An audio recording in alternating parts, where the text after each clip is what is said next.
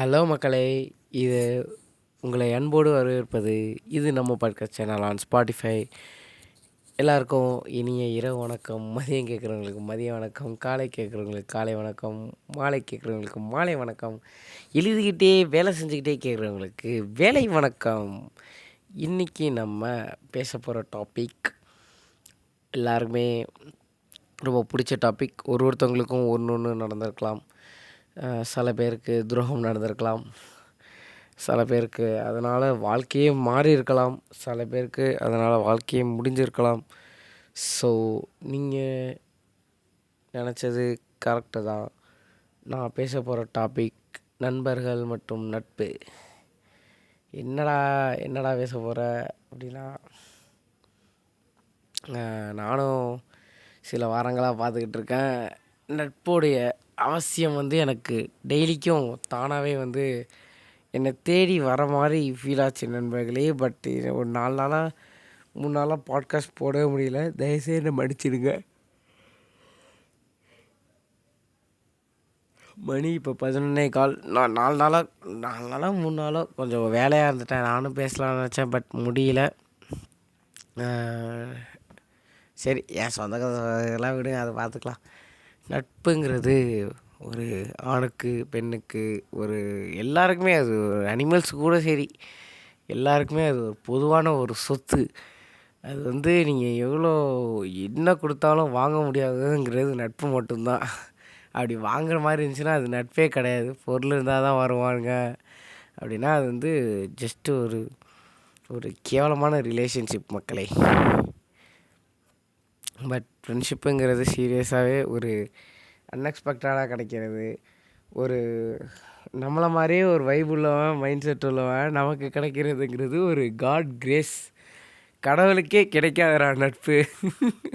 அப்படிப்பட்டதுங்க உண்மையிலேயே. அந்த நட்புன்ற இந்த வார்த்தை ஈஸியாக யாராட்டையுமே பெற்றிட முடியாது மீன்ஸ் கிடச்சிடாது. எல்லாருக்குமே அது கிடச்சிடாது. ஒரு நல்ல நண்பன், ஒரு நல்ல நண்பிங்கிறவங்க அவ்வளோ ஒரு முக்கியமானவங்க வாழ்க்கையில்.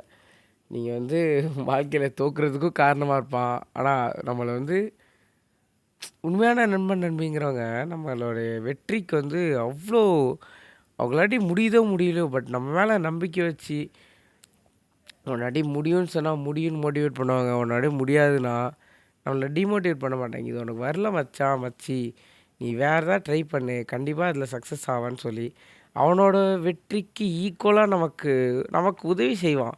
நமக்கு டிப்ரெஷனாக இருந்தாலும் அவனுக்கு தான் அடிப்போம், சந்தோஷமாக இருந்தாலும் அந்த ஒருத்தனுக்கு தான் அடிப்போம். ஒருத்தவனுக்கு கூட சொல்லிட முடியாது. சில பேர்லாம் கேங் தான். என்ன இருந்தாலும் சரி, ஒரு வாய்ஸ் காலை போட்டு மொத்த கேங்க்கும் அனௌன்ஸ் பண்ணிடுவாங்க. அது அவனுக்கு லவ் செட்டாக இருக்கலாம், லவ் பிரேக்கப் ஆகிருக்கலாம், ஒரு வேலை கிடச்சிருக்கலாம், ஒரு வேலை போயிருக்கலாம், ஒரு வேலையே ஒரு ஜாபே போயிருக்கலாம். எதாக இருந்தாலும் மச்சான் வேலை போயிட்றா மச்சி, வேலை போயிட்ரி, என்னடி பண்ணுறது மச்சான், வேலை கிடச்சிட்றா மச்சி, வேலை கிடச்சிட்டு மச்சி. ஸோ இந்த மாதிரி நமக்கு நம்மளுடைய வெற்றியையோ தோல்வியோ பகிர்ந்துக்கிறதுக்கு ஒரு ஒரு நல்ல துணை தேவை. அது காதலன், மனைவி, பெற்றவங்களையும் விட ஒரு ஒரு படி மேலே உள்ளதாங்க நட்பு. அவன் அவன் பெருசாக எதுவும் சொல்லிட மாட்டான். தோத்துட்டா பார்த்துக்கலாம், ஜெயிச்சிட்டா சூப்பர் மச்சி, அவ்வளோதான். பட் அந்த வார்த்தை ரொம்ப ஒரு முக்கியமான வார்த்தைங்க. ஒருத்தவங்களுக்கும் நண்பர்கள் இல்லாமல் மட்டும் இருக்காதீங்க.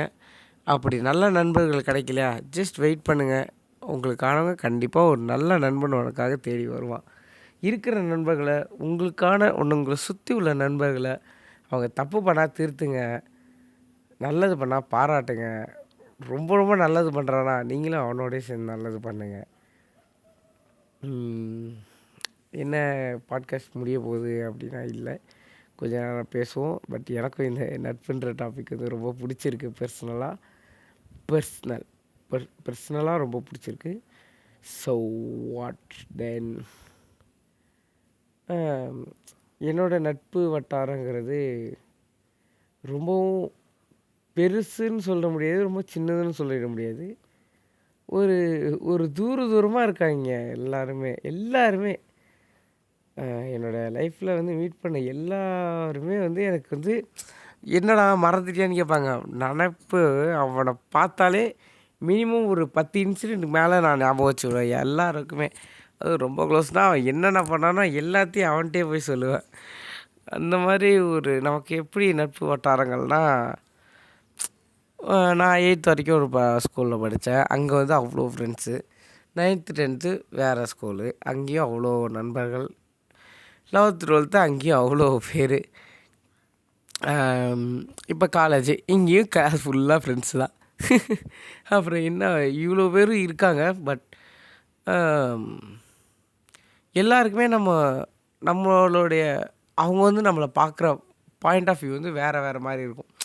வேறு மாதிரி இருக்குன்னா வந்து நம்மளை வெறுக்கிற மாதிரி பார்க்க மாட்டாங்க. பட் ஏய் பிரசன்னானா இதாண்டா பிரசன்னா அப்படின்னு ஒரு லைனில் சொல்லிடுவாங்க நம்மளை. அவங்க சில நேரத்தில் நம்ம எப்பயோ ஒரு ஒரு காலத்தில் மீட் பண்ண ஃப்ரெண்டாக இருப்பான். அவன் திடீர்னு எப்படியோ வந்து ஏய் நீ இன்னும் அப்படியே தான்டா இருக்க, நீ இன்னும் மாறவே இல்லைடா அப்படின்னு சொல்லிட்டு போகிறப்ப ஒரு செகண்டு அதுக்கு என்ன ரிப்ளை பண்ணுறதுன்னு எனக்கு சுத்தமாக புரியலைங்க. நீ அப்படியே இருக்கடா, ரொம்ப சந்தோஷம்டா, நீ அப்படியே இருடா அப்படின்னா அதுக்கு என்ன ரிப்ளை பண்ணுறதுன்னு தெரியல. அப்போ என்ன அப்படி எனக்கு அது வந்து அந்த ஸ்டேட்மெண்ட்டுக்கு எனக்கு ஆன்சர் புரியலைங்க. தயவுசெய்து உங்களுக்குலாம் தெரிஞ்சால் எனக்கு சொல்லுங்கள். அதை எப்படி நான் எடுத்துக்கணும், அதுக்கு நான் என்ன ரிப்ளை பண்ணணுன்னு சொல்லுங்கள். நான் அவன்கிட்டே கேட்டுருவேன், டேய் இதுக்கு நான் என்னடா ரிப்ளை பண்ணுவேன், எனக்கு ஒன்றும் புரியலடா அப்படின்ட்டுருவேன். அவனும் சொல்லுவான், அதெல்லாம் ஒன்றும் இல்லை, விட்றா சும்மா சொல்லணும்னு தோணுச்சு சொல்லிட்டேன் அப்படின்ட்டுருவான். இதே வார்த்தையை நான் நிறைய பேர்ட்டேருந்து நிறைய நேரங்களில் கேட்டிருக்கேங்க. பிரசன்னா நீ நான் அப்படியே தான்டா இருக்க, மாறவே இல்லைடா அப்படின்னு சொல்கிறப்ப எனக்கு நிறைய விஷயம் புரியவே புரியாதுங்க. நேற்று வேறு நான் சும்மா இல்லாமல் ஏதோ ஒரு யோசனையில் போய் அந்த பக்கமாக சார் பார்க்குறாருன்னு சொல்லி இந்த பக்கமாக போனால் காலை சுலுக்கிக்கிட்டு வந்துட்டேங்க. அதனால தான் நேற்று நைட்டு வந்து செம வலி. இன்னைக்கு நைட்டு அந்த சுலுக்கே பறந்து போச்சு. ஸோ இப்போ வந்து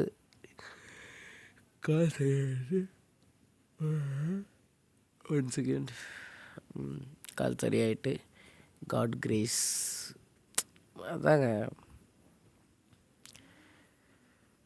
முடிஞ்ச அளவுக்கு இருக்கிற வரைக்கும் மோஸ்ட்டாக ஒரு காலத்துக்கு அப்புறம் நம்ம தனிமை ஆகிடுவாங்க. நீங்கள் என்ன தான் வந்து ஒரு 1000 பேரை சுற்றி இருந்தாலும் ஒரு ஒரு நேரம் ஒரு காலகட்டம் வரைக்கும் தான் நம்மளோட ட்ராவல் பண்ண சில வருவாங்க. ஒரு கட்டத்துக்கு அப்புறம் நமக்காக யாரும் அவங்களாட்டி கிட்ட வர முடியாது. பட் எட்டேருந்து அவங்க நம்மக்கிட்ட அவங்களோட பேசிக்கலாம். பட் அவங்க எல்லாரையும் நான் சொல்கிறது இந்த மொமெண்ட்டில் இருக்கிற இந்த ஃப்ரெண்டை நம்ம ஃப்யூச்சரில் நினச்சாலும் பார்க்க முடியாது. என்னடா சொல்கிற, நான் தான் ஃபோன் அடித்தா அவன்லாம் வந்துடுவான்டா, அப்படி இல்லை. இந்த வயசில் நம்மக்கிட்ட பேசுகிற ஃப்ரெண்டு 30 வயசில் அவனுக்கு வந்து அப்போ அவனுக்கு என்னென்ன ஆகிருக்கும், லைஃப் ஸ்டைலில் எவ்வளோ சேஞ்சஸ் வந்துருக்கும் நம்மளாட்டி we can't predict anymore in the ஃப்யூச்சரா. ஸோ என்ன சொல்ல வரேன்னா, எப்போதுமே சரி உங்களுக்கு வந்து உங்கள் ஃப்ரெண்டுக்கிட்ட என்னென்ன பேசணும்னு தோணுதோ அதெல்லாம் அப்பப்போ பேசி முடிச்சிருங்க. ஏன்னா அந்த மொமெண்ட் திருப்பி வராது. நீங்கள் நினச்சாலும் எந்த மொமெண்ட்டையும் இந்த உலகத்தில் இந்த வேர்ல்டில் ரீகெயின் பண்ணவே முடியாது. ஸோ நிகழ்ச்சியோட கருத்து என்னன்னா, எந்த ஃப்ரெண்டையும் ஒதுக்காதீங்க, யாரையுமே வந்து விட்டு கொடுக்காதீங்க, எல்லாரையும் உங்கள் ஃப்ரெண்டாக நினைங்க. அதே போல் ஃப்ரெண்டு வந்து லவ்வாக மாறுச்சுன்னா அவனுக்கு வந்து பொறுமையாக அட்வைஸ் பண்ணி சொல்லி புரிய வைங்க. ஒருவேளை உங்கள் ஃப்ரெண்டு வேற ஒரு பொண்ணை பார்க்குறான்னா அவனுக்கு போய் ஹெல்ப் பண்ணுங்கள். அவன் அதே போல் உங்கள் ஃப்ரெண்டு வேறு ஒரு பையனை லவ் பண்ணுறானாலோ போய் சேர்த்து வைக்க ட்ரை பண்ணுங்கள். ஸோ என்னடா வேணா மாமா வேலை பார்க்கணுமா அப்படிலாம் கேட்காதீங்க. அப்படி இல்ல. ஒரு ஒரு உதவியா நினைங்க ஒருவேளை அந்த பொண்ணு அவனுக்கு செட் ஆகுது அப்படின்னா, தயவுசெய்து உங்க நண்பன்ட்ட, நண்பிட்ட உண்மைய சொல்லிருங்க. அந்த பையன் உனக்கு செட் ஆக மாட்டான், அந்த பொண்ணு உனக்கு செட் ஆக மாட்டா, அவன் கேரக்டர் சரியில்ல. நீ வேற ஏதாவது பொண்ணுன்னா பாரு, வேற ஏதாவது பையன பாரு, உனக்கு செட் ஆகும். இல்லைன்னா மூடிட்டு வந்த வேலையை மட்டும் பார்த்துட்டு ஜாலியாக கிளம்பு. உனக்கானவன் உன்னை தேடி வருவா, உனக்கானவன் உன்னை தேடி வருவான்ட்டு ஜாலியாக இருங்க. ஸோ வேறு வந்து எனக்கு வந்து நான் என்ன நினச்சேன், படத்துலலாம் வந்து நம்ம கூடயே ஒருத்தன் இருப்பான், கூடயே ஒருத்தன் சுற்றிக்கிட்டு இருப்பான். என்னோடய பாயிண்ட் ஆஃப் வியூ என்னம்மா, அந்த இந்த படம் விஜய் ஸ்டாலின் உதயநிதி ஸ்டாலினும் சந்தானமும் அவங்களாம் பார்த்தா எனக்கு வந்து அவ்வளோ ஆசையாக இருக்கும். எப்புட்றா எப்போ பார்த்தாலும் கூடயே சுற்றிக்கிட்டு இருக்கா, இது நல்லா இருக்கே அப்படிலாம் தோணும். ஆனால் ரியாலிட்டி என்னென்னா, கூட இருப்பாங்க, நான் இல்லைன்னு சொல்ல மாட்டேன். கூட இருக்கிற நேரத்தில் இருந்துப்பாங்க. அவங்களுக்கு பர்சனல் லைஃப்னு ஒன்று இருக்கும்ல, அதை வந்து அவங்க பார்க்க போயிடுவாங்க. அதான் அப்போ தான் புரிஞ்சுது, படத்தில் மட்டும்தான் வந்து எப்போதுமே கூடயே ஒரு ஆள் சுற்றிக்கிட்டே இருப்பாங்க. நிஜத்தில் அப்படி இருக்க முடியாது. அப்படியெல்லாம் இருந்துட்டாங்கன்னா எங்களேன், அவங்க லைஃப்பில் மிஸ்ஸே பண்ணாதீங்க. என்ன தான் சண்டை போட்டாலும் சரி, திருப்பி போய் பேசலாம், தப்பே கிடையாது. ஏன்னா அவன் நம்ம ஃப்ரெண்டுக்கிட்ட பேசாமல் வேறு யார்கிட்ட போய் பேசுகிறது.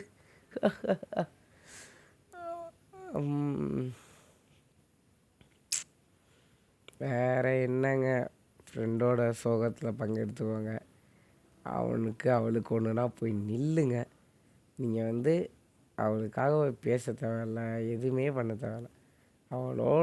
அவனோட கை கோர்த்து தோள் மேலே கை போட்டு, என் மச்சான் என் மச்சி இவளுக்குன்னா நான் வருவேன் அப்படின்னு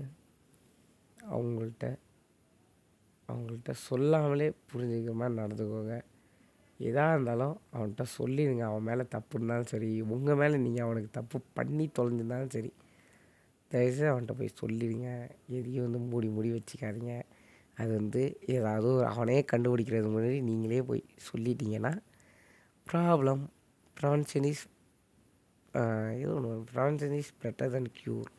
வருமுன் காப்பதே சிறந்தது. நீங்கள் தெரிஞ்சு பண்ணிங்களா தெரியாமல் பண்ணிங்களான்னு அவன் காமாக இருப்பான், ரிலாக்ஸாக இருப்பான். அப்பயே போய் சொல்லி அவளை சமாதானப்படுத்தி அழைச்சிட்டு வந்து மறுபடியும் உங்களோட பெஸ்ட்டு கேர்டேக்கர், பெஸ்ட்டு ஃப்ரெண்ட் அப்படியா மாற்றிடுங்க. எனக்கு வந்து இந்த பெஸ்டி, இந்த க்ரஷ்ஷு, அப்புறம் இந்த வேறு ஏதோ சிச்சுவேஷன் டிலே, ஏதோ ஒரு சிச்சுவேஷிப்லாம் இருக்குங்க. அது மேலே எனக்கு எதுவுமே நம்பிக்கை இல்லை. Best friend, lover, then wife, husband, that like only I believe இந்த பெஸ்டின்னு சொல்லிட்டு லவருக்கு மேலே இந்த இது கீழே, அதுக்கு கீழே, இதுக்கு கீழே, அப்புறம் இந்த எதுதோ ஷிப்லாம் வந்திருக்கு. எனக்கு அதெல்லாம் ஒன்றும் தெரியல, எதாவது கற்றுக்கவே எனக்கு இன்ட்ரெஸ்ட் இல்லை. ஸோ அந்த மாதிரி எந்த ஷிப்புக்குள்ளேயும் போயிடாதீங்க. வந்தால் ஃப்ரெண்ட்ஷிப் இஸ் கிரேட். கூகுள்கிட்ட போய் கேளுங்களேன், வாட் இஸ் ஃப்ரெண்ட்ஷிப் அண்ட் ஃப்ரெண்ட்ஸை எப்படி பார்த்துக்கணும், அது அவ்வளோ அழகாக சொல்லுதுங்க. ஒன்றும் ஒரு மேல் டு ஃபீமேல் ஃப்ரெண்ட்ஷிப் எப்படிலாம் இருக்கணும், ஒரு ட்ரூ ஃப்ரெண்ட்ஷிப்னால் எப்படி இருக்கணும், அது சொல்லி தருது. ஸோ இன்னொரு விஷயம், அது ஆல்ரெடி சொல்லிட்டேன், பட் மறுபடியும் சொல்கிறேன். நம்ம ஜென்ரேஷனில் ஒரு தப்பு நடக்குதுங்க. அது என்னன்னா,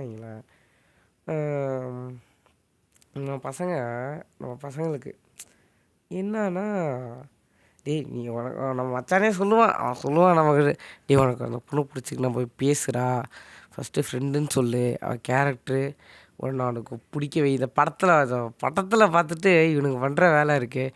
படத்துலலாம் வந்து ஃபஸ்ட்டு ஃப்ரெண்ட் ஆகணும் அப்படிம்பாங்க, அடுத்து வந்து ஹீரோயினுக்கு ரொம்ப பிடிச்சி போயிடும், அடுத்து லவ் பண்ணணும் அப்படிம்பாங்க. அதெல்லாம் தயவுசெய்து நம்பி தொலைஞ்சிடாதீங்க. எந்த பொண்ணுக்குமே சரி, ஒரு ஃப்ரெண்ட்ஷிப்பையோ ஒரு ஏதோ ஒரு ரிலேஷன்ஷிப்பையோ லவ்வாக மாற்றணும், வேறு ரிலேஷன்ஷிப் மாற்றணும். அது என்ன சிம் 1 2 மாற்றுறதுக்கு அப்படிலாம் இருக்கக்கூடாது. ஒரே ஷிப்னால் அது ஃப்ரெண்ட்ஷிப்னால் கடைசி வரைக்கும் ஃப்ரெண்ட்ஷிப்பாக கொண்டு போய் உங்களுக்கு அது பொண்ணுமே லவ் இருந்துச்சுன்னா இந்த ரிலேஷன்ஷிப்புக்கு பேரே வைக்காதீங்க. அதுதான் நான் சொல்லுவேன். பேர் வைக்காமல் கொஞ்சம் கொஞ்சமாக 2 பேரும் மியூச்சுவலான ஒரு அண்டர்ஸ்டாண்டிங்க்கு வாங்க. அதுக்கப்புறம் பேர் வைங்க. என்னடா நீ ரிலேஷன்ஷிப் அட்வைஸ்லாம் கொடுக்குற அப்படின்னா, மோஸ்ட்டாக நம்மளோட டீனேஜில் வந்து ரிலேஷன்ஷிப்பில் தான் வந்து நிறைய பிரச்சனை வரும். அதோட மிஸ் அண்டர்ஸ்டாண்டிங்காக இருக்கும், எக்ஸட்ரா. அதாவது அதில் தான் வந்து நிறைய பேர் வந்து நிறைய பாடத்தையும் கற்றுப்பாங்க. ஸோ அதுலேருந்து எனக்கு தெரிஞ்சதை நான் உங்கள்கிட்ட சொல்லிக்கிறேன். அந்த மாதிரி தான். ஸோ மோஸ்ட்டாக எல்லோரையும் ஃப்ரெண்ட்ஸ் சர்க்கிளே வச்சுக்கிட்டிங்கன்னு வைங்களேன், அவங்களுக்கு வந்து லைஃப் வந்து ஒரு ப்ளசண்ட்டாக போயிட்டுருக்கும். மோஸ்ட்டாக கமிட் ஆகாதீங்க. கமிட் ஆனால் வந்து லைஃப்க்கு வந்து இனிஷியல் ஸ்டேஜ்லாம் வந்து நல்லாயிருக்கும். Beginning always beautiful. கொஞ்சம் போக போக போக லைஃப்பில் வந்து ரெஸ்பான்சிபிலிட்டி அதிகமாக என்ன பண்ணுறது அப்படின்னு ஒரு புரிதல் வராமல் stress, pressure, family pressure, work ப்ரெஷர்னு எல்லாமே அதிகமாகும். அதெல்லாம் நான் ஆள்கிட்ட சொல்லி சமாளிச்சுவேன்டா. ஆனால் உங்கள் ஆளே உங்கள்கிட்ட வந்து ப்ரெஷர் கொடுத்தா நீங்கள் என்னங்க பண்ணுவீங்க? ஸோ நான் என்னோடய பாயிண்ட் ஆஃப் வியூ நான் உங்கள்கிட்ட ஷேர் பண்ணிகிட்ருக்கேன். சீக்கிரமாக லைஃப்பில் கமிட்டே ஆகக்கூடாது. அதுதான் வந்து இந்த பர்சனோட ஒரே எய்ம். லைஃப்பை எக்ஸ்ப்ளோர் பண்ணணும், அன்எக்ஸ்பெக்டடான திங்ஸை எக்ஸ்ப்ளோர் பண்ணணும். அதே போல் நிறைய விஷயங்களை போய் பார்த்து தெரிஞ்சுக்கணும். ஒருத்தவங்களுடைய இன்னொன்று உங்கள்கிட்ட சொல்ல மறந்துட்டேன். நான் ஒரு ஸ்டோரி எழுதி அதை பாட்காஸ்ட்டில் அப்லோட் பண்ணலான்னு இருக்கேன். அதை பற்றி உங்களோட ஆனால் அது ரொம்ப மந்த்ஸ், ஒரு வீக்ஸ் கணக்கில் எடுக்கும். அது நான் உட்காந்து எடிட் பண்ணி வாய்ஸ் ஓவர், பிஜிஎம், பேக்ரவுண்ட் மியூசிக்காக பேக்ரவுண்ட் ஸ்கோர்ஸ் அதெல்லாம் ஆட் பண்ணி போடலான் இருக்கேன். போட்டால் கேட்பீங்களா, உங்களுக்கு அதெல்லாம் பிடிக்குமா அப்படின்னு கமெண்ட் பண்ணுங்கள். மணி கரெக்டாக 11:23. What a fancy time. Okay மக்களே, எனக்கு வர நாளைக்கு ப்ராக்டிக்கல்ன்ற பாருங்க, மாடல் ப்ராக்டிக்கல் ஆரம்பிச்சிட்டு இனிமேல் வந்து செமஸ்டர் வந்துடும். செமஸ்டர் வந்ததுக்கப்புறம் ஜனவரி 15க்கு முன்னாடியே எல்லாம் முடிஞ்சிடும். ஸோ பார்ப்போம். பாட்காஸ்ட் வரலன்னு யாரும் கவலைப்பட்டுக்கிட்டு இருக்காதிங்க. கவலைப்பட மாட்டீங்க, அது வேறு விஷயம். எதுவும் பெருசாக யோசிக்காதீங்க. நீங்கள் உங்கள் வேலையை கண்டினியூஸாக பண்ணுங்கள், பார்த்துக்கலாம் எதாக இருந்தாலும். ஸோ உங்கள் எல்லோரையும் வரவேற்கிறது. இது நம்ம podcast on Spotify and YouTube சேனலை சப்ஸ்கிரைப் பண்ணுங்கள், ஸ்பாட்டிஃபை ஃபாலோ பண்ணுங்கள். அப்புறம் பிடிச்சிருந்தா நமக்கு ரேட்டிங்ஸ் அண்ட் லைக்ஸ் போட்டுட்டு ஜாலியாக இருங்க. Good night and good bye. Thank you friends and family.